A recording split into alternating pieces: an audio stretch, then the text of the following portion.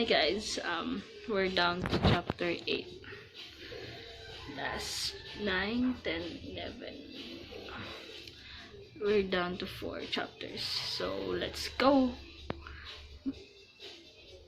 Oh, by the way, I'm Ayana Rose Cabral from an IT student, and I want you to learn something. I want to share it with you guys what I have learned from chapter 8, summary, and everything. So I hope you won't get tired of watching me, and this day I will finish this. So let's start, guys. Okay, round to chapter 8, summary. Chapter 8, Subnetting IP Networks. Designing, implementing, and managing an effective IP addressing plan ensures that networks can operate effectively and efficiently. This is especially true as the number of host connections to a network increases. Understanding the hierarchical structure of the IP address and how modify that hierarchy in order to more efficiently meet routing requirements is an important part of planning an IP addressing scheme. In order IPv4 address, there are two levels of hierarchy, a network and a host. There are two levels of addressing allow basic network groupings that facilitate in routing packets to a destination network.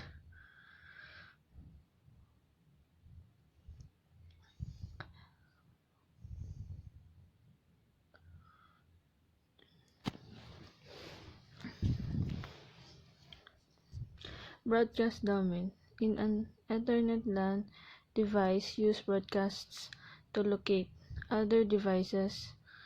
A device uses Address Resolution Protocol (ARP), which sends layer 2 broadcasts to a known IPv4 address on the local network to discover the associated MAC address. Services.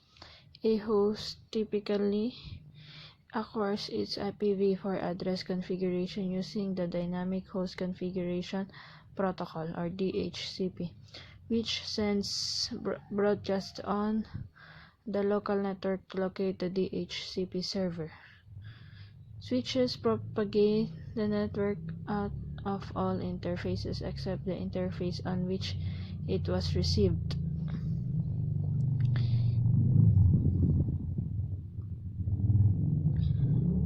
Reasons for subnetting. Subnetting reduces overall network traffic and improves network performance. It also enables an administrator to implement security policies such as which subnets are allowed or not allowed to communicate together. There are various ways of using subnets to help manage to work. Device network administrators can group the device and services into the subnet determined by location, organizational unit, device type, and any other division that makes sense. Octet boundaries. Every interface on a router is connected to a network IPv4 address and subnet mask configured on the router interface are used to identify the specific broadcast domain. Recall that the prefix length and the subnet mask are different ways of identifying the network portions. IPv4 are created by using one or more of the host bits as network bits. This is done by class subnetting. For this is the example of the class subnetting. For instance, a over 24 network address is commonly subnetted using longer prefix lengths by borrowing bits from fourth octet. This provides the administration with additional flexibility when assigning network addresses to a smaller network number of end devices.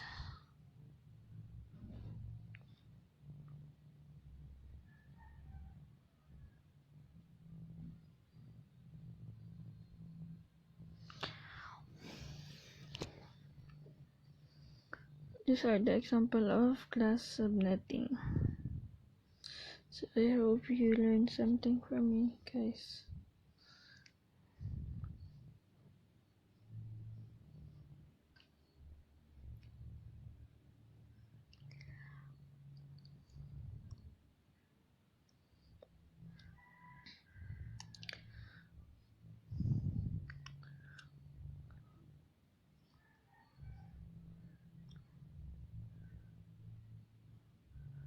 And 25. Calculating the hosts. To calculate the number of hosts each subnet can support, examine the third and the fourth octet. After borrowing 7 bits for the subnet, there is 1 host bit remaining in the third octet and the 8 host bits remaining in the fourth octet for the total 9 bits that were not borrowed. Creating 1000 subnets with a 8 network. Some organizations, such as small service providers or large enterprises, may need even more subnets. Take, for example, a small ISP that requires 1000 subnets for its clients. Each client will need plenty of space in the host portion to create their own subnets. The network address 10.0.0.0 has a default subnet mask of 255.0.0.0 or 8. This means there are 8 bits in the network portion and 24 host bits available to borrow towards subnetting. Therefore, the small ISP will subnet the 10.0.0.0 over 8 network. As always, in order to create subnet, we must borrow bits from the host portion of the IP address of the existing internetwork, starting from the left to the right with the first available host bit. Subnetting based on host requirements. There are 2 considerations when planning subnets: the number of host addresses required for each network, the number of individual subnets needed. So these are the example of the subnet based on host requirements. In the figure, you'll see the specific subnet of a 24 network. Notice how there is an inverse relationship between the number of subnets and the number of the hosts. The number of bits borrowed to create subnets.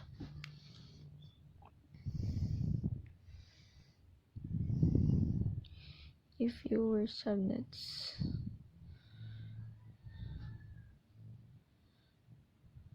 Subnetting based on network requirements. Sometimes a certain number of subnets is required with less emphasis on the number of host addresses per subnet. This may be the case in organization chooses to separate their network traffic based on the internet structure or department setup, as shown in the figure. For example, an organization may choose to put all host devices used by employees in the engineering department in one network and all host devices used by management in a separate network. In this case, the number of subnets is more important in determining how many bits to borrow.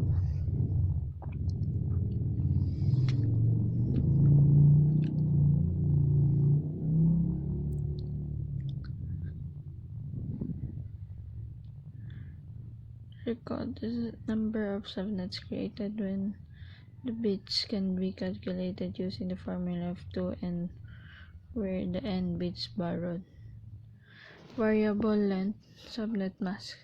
With VLSM, the subnet mask will be varied depending on how many bits have been borrowed for a particular subnet. Thus, variable part of the VLSM. VLSM subnetting is similar to traditional subnetting in that bits are allowed to create subnets. The formulas to calculate the number of hosts per subnet and the number of subnets created still apply. The difference is that subnetting is not single pass activity. With the VLSM, the network is first subnetted and then the subnet are subnetted again. This process can be repeated multiple times to create subnets. Network address planning.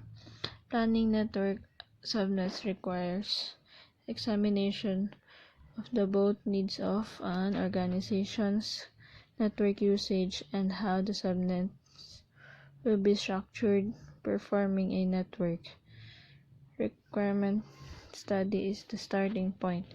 The address plan includes determining the needs of each subnet in terms of size, how many hosts per subnet, how many host address will be assigned, which host will require the static IPv4 addresses, and which host can use the DHCP for obtaining their address information. The size of the subnet involves planning the number of hosts. The network address planning, as discussed earlier, IPv4 address range used on a LAN is the choice of the network administrator and needs to be careful sure that enough host address should be available, currently known as the host, and for future expansion. Remember, the private IPv4 address ranges are planning to address the network. 3 primary considerations for planning address allocation: preventing the duplication of addresses, monitoring the security and the performance of hosts, and the last primary consideration for planning address allocation is this. This is the example of the planning address the network.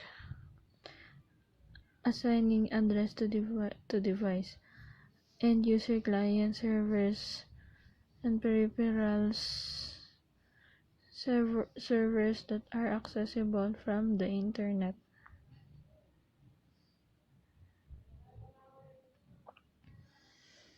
The end user clients is the most network allocate address. Servers and peripherals is the predictable static IP address. IPv6 global unicast address. IPv6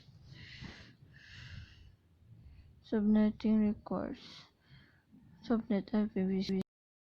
That's all for today, and that's all for chapter 8, guys. I'm deeply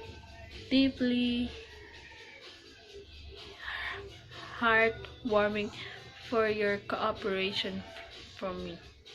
So thank you, and let's see each other again. Bye.